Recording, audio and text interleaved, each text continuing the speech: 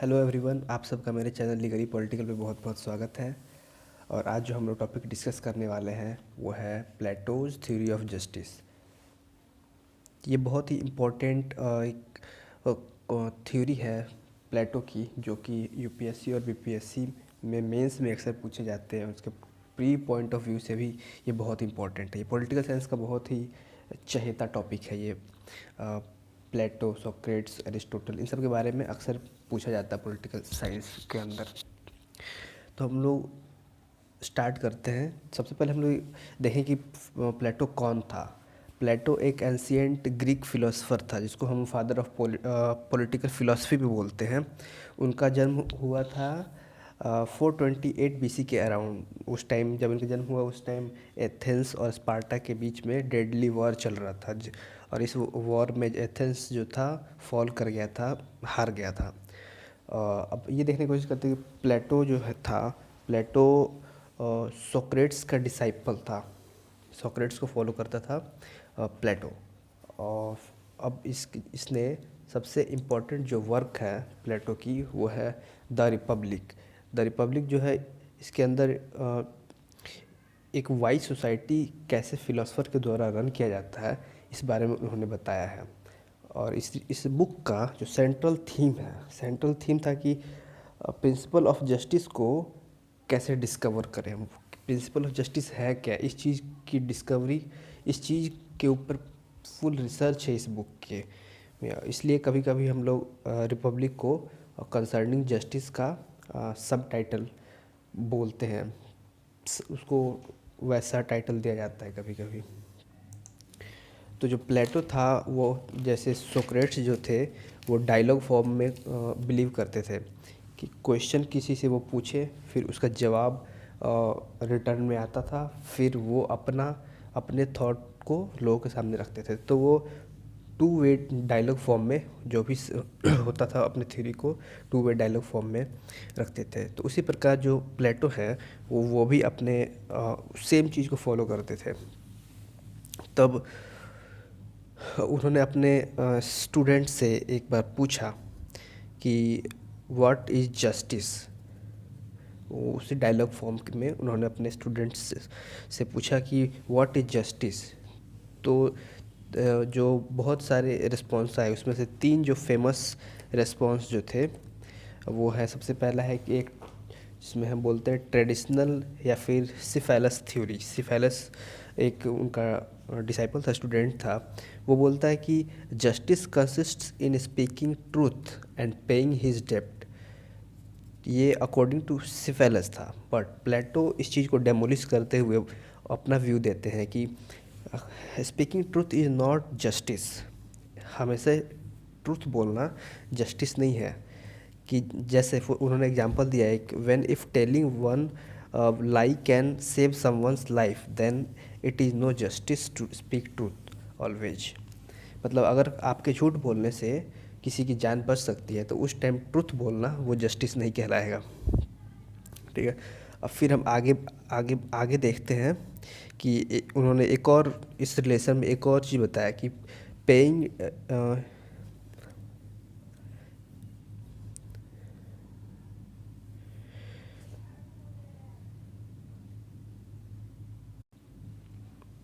और फिर पेइंग डेप्ट के रिलेशन में उन्होंने बताया कि अगर अगर आपने अपने दोस्त से कोई आर्म्स उधार लिया है, मतलब कोई हथियार उधार लिया है, और उस टाइम आप अगर उसको वापस करने जाते हैं तो उसकी जो मेंटल कंडीशन है वो सही नहीं होती है, उस टाइम उस डेप्ट को वापस करना भी जस्टिस नहीं हुआ। इसका रीज़न ये है कि जब हम उस हथियार को उसको वापस करेंगे तो उस टाइम उसका मेंटल कंडीशन ठीक नहीं है, तो वो एक बहुत ही डिजास्ट्रस हो सकता है। वो किसी किसी को भी मार सकता है, कुछ भी डिस्ट्रक्शन क्रिएट कर सकता है।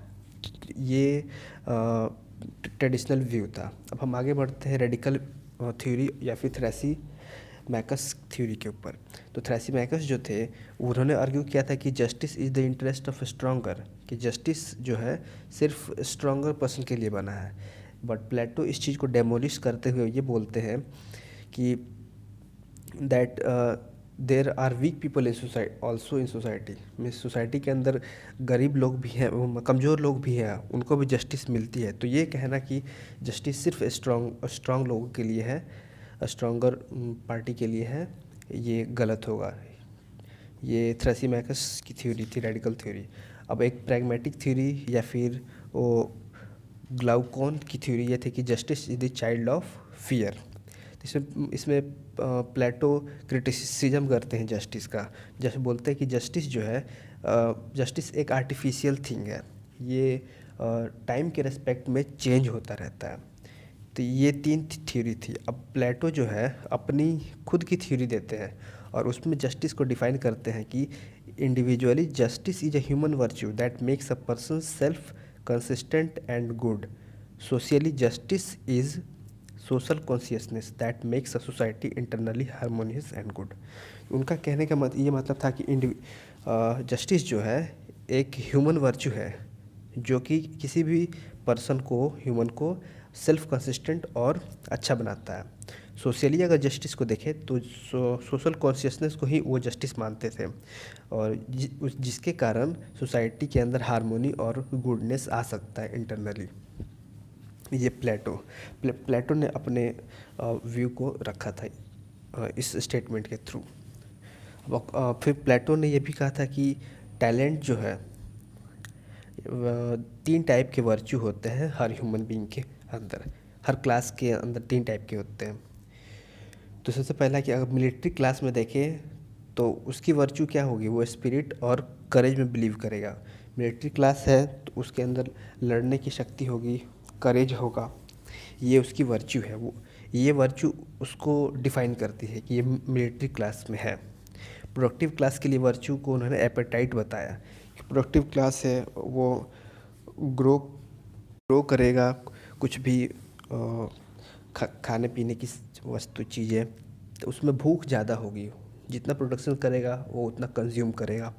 और रूरल क्लास जो है उसकी वर्च्यू रहेगी कि विजडम और इंटेलेक्ट वो रूरल क्लास होगा। रूरल क्लास मेंटल वर्क करता है, उसके अंदर उसकी बुद्धिमत्ता होती है, उससे वो सोसाइटी को रूल कर सकता है।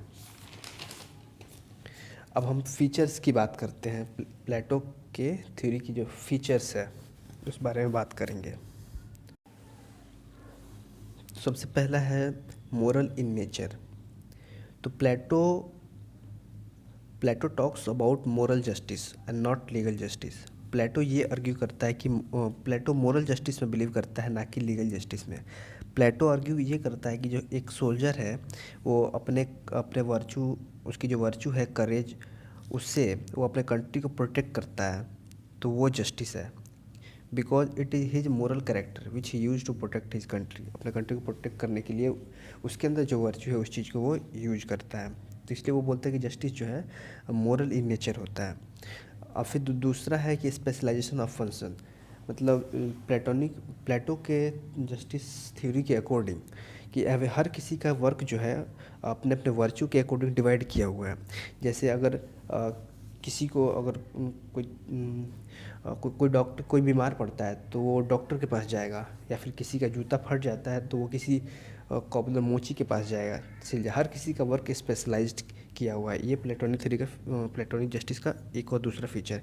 अगला है कि प्रिंसिपल ऑफ नॉन इंटरफेरेंस। इसका मतलब ये है कि कोई भी क्लास किसी दूसरे क्लास के वर्क में इंटरफियर नहीं करेगा। जैसे मिलिट्री क्लास कभी भी रूरल क्लास के वर्क को करने की कोशिश नहीं करेगा, या फिर रूरल क्लास का जो वर्क काम है वो मिलिट्री क्लास वाले करने की कोशिश नहीं करेंगे।